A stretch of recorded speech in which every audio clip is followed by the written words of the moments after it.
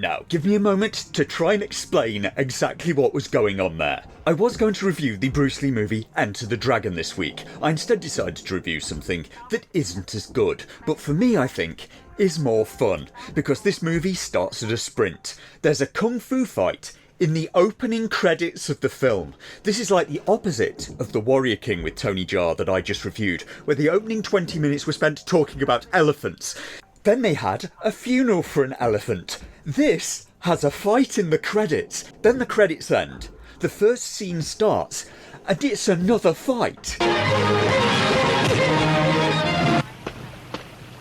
And the end of the credits is so abrupt that it seems like a mistake. The music just cuts out mid-note. I haven't changed that at all. That's the way it is in the film. And in this opening scene, there's a fisherman trying to catch dinner who's approached by a man called Ghostface Killer, who's there for revenge. The fisherman tells his family to run, and then the man, there for revenge, starts striking theatrical poses like an episode of Power Rangers is happening. Chow Yun Long, how are you? Huh? Ghostface Killer! Ha! Ha! Hey! Ha! Hey! Ha! I warn you, you have no chance. And doing evil laughs. He's there for revenge, but as a warm-up, he's just going to vogue for a while. Ghostface Killer is here to take this man's life, which he does using his signature 5-element style of kung fu. I can't think of any other Hong Kong movie with this exact plotline.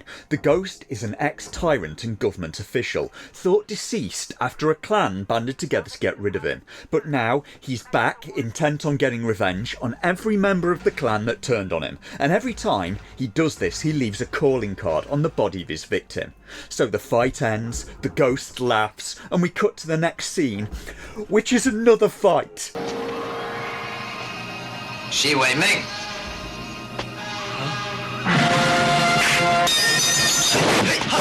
You, my friend, will die today. You may have guessed by now that I love this film, and I'm not alone in that. There was an American rap group called the Wu-Tang Clan, and such was their love for this genre and this film specifically that one of them is named Ghostface Killer after this very character. They also wrote a track called The Mystery of Chess Boxing, named after this very film. I don't think this film was expensive. From the quality of the wigs, I don't think they had a hair and makeup department. It was probably done by the director's mum. The film quality is bad. The story isn't the best, but behind all that, the performers are really talented. The fighting is granted very theatrical, but the balance, the acrobatics, the timing, the fact that this actor did this sequence in one clean shot, and when two good performers are together, it's like a dance. The length and complexity of some of the fight sequences in this film with no cuts at all are amazing. Now, would these two opening scenes have worked better if I had any idea who any of these characters were supposed to be? Probably yes. But it's actually some quite neat non-verbal storytelling. Right away we know quite a lot about the ghost. He's monstrously powerful, ruthless, out for revenge and takes great pleasure in taking it. But he doesn't target the fisherman's wife or child. But to the people who wronged him, he shows no mercy whatsoever.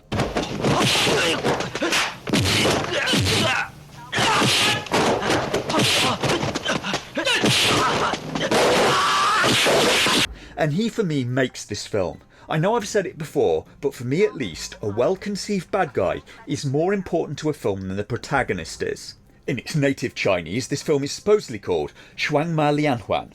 Excuse me Chinese speakers if that was awful. In English, it's The Mystery of Chess Boxing, a very cheesy martial arts flick with comedy elements that came out of Hong Kong when it still had freedom. What I want you to grasp watching this review is that this film may look ancient. It looks worse than Enter the Dragon does. It looks like it was filmed in the 60s from the film quality, despite being made 6 years after Enter the Dragon in 1979. And it's also up for free on YouTube. I'll post the link in the description. It's a simple story that in some ways is like many other kung fu movies, and in others not so much. The training section could be from literally dozens of other films, but the revenge plotline does stand out. Sadly, the film is not without its problems, and the problems are coming in the very next scene, because this film is also a comedy, and comedy from other countries doesn't always land well. For example, in Chinese films I've noticed an odd motif about guys taking a leak on frogs. I don't get it, I'm sorry China, I don't get why this is a thing in now multiple Chinese things I've watched. And this is our bumbling hero, Ah Pow. He's travelling and gets himself in trouble when he tries to give advice to someone who's stuck on a move in a chess match. He gives them bad advice, they lose the match and are so angry that they physically attack him. And this is very bad luck for Ah Pow, because he's on his way to a kung fu school that he wants to enrol in. And this strange skinny guy is the head student of said school, who now wants to end him. But Ah Pow is saved by the chess master, who for reasons we'll get to later is a very adept fighter. Ah Pow now has to kowtow to the head student, who still has it out for him in order to get into the school. The head student treats Ah Pow like a slave and wants him to quit the school, including making sure he doesn't get any food. This part of the film is quite long and feels even longer, but then every so often the film will cut back to a scene of the ghost ruining someone else's life, and that's a welcome break. The lack of food leads Ah Pow to the kitchen, where by sheer luck the chef actually knows some kung fu and starts to teach Ah Pow. And this chef did so many kung fu films, usually playing a master of the drunken kung fu style, like in the film Drunken Master with Jackie Chan. Ah Pow is kicked out of the kung fu school when late at night the head student demands a cup of tea while Ah Pow is taking out a chamber pot, and half asleep Ah Pow accidentally gives him a cup of urine to drink instead. That starts a fight, and during that it's clear that Ah Pow has surpassed the head student in ability. It's also revealed that Ah Pow has one of the ghost's calling cards with him, and the master of the school throws him out, believing him to be a spy for the ghost. Meanwhile, the ghost is still hunting, and Ah Pow gets sent to a relative of the chef, a real teacher of kung fu. It turns out it's the chess master, and we find out that the ghost came for Ah Pow's father as well, took his life, left his calling card, and that's why Ah Pow had the plate. The chess master is also one of the men the ghost is pursuing, as are the master of the kung fu school and also the chef. They were all in the clan that the ghost hates, and they get it next. The ghost clears out the school. He's like a wrecking ball. Meanwhile, the chess master trains the young Ah Pow, trying to make him ready, training him with techniques to counter the style of the ghost, because he knows sooner or later the ghost will come for revenge. A romance starts between Ah Pow and the chess master's granddaughter, and then finally the ghost finds the chess master when the head student of the school tells him where the chess master and Ah Pow are, and we're ready for the final showdown of the film. The film ends with a straight 10-minute fight scene in a 90-minute movie. It almost brings a tear to my eye from sheer joy. Ah Pow is away getting supplies when the ghost arrives, so the chess master tries to fight the ghost, but the ghost is just too strong for him. The master tries to talk the ghost out of the fight, but his mind is on nothing but revenge, and he injures the chess master. Ah Pow gets back and tries as well, but the ghost is too experienced for him.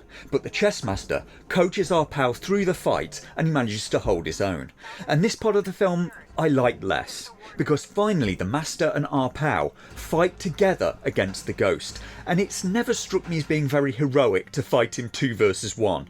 But Ah Pow finally rips the ghost's arms apart, leaving him with terrible dummy arms that make me laugh every single time I see them. This film probably had a $50 budget. Ah Pow then takes the ghost's life, and the movie cuts immediately to the credits. The cowardly head student gets no comeuppance. We don't get to see what happens with Ah Pow and the granddaughter, so we get no happy ending at all, just the ghost is done, end of film. Now, is it the greatest film ever?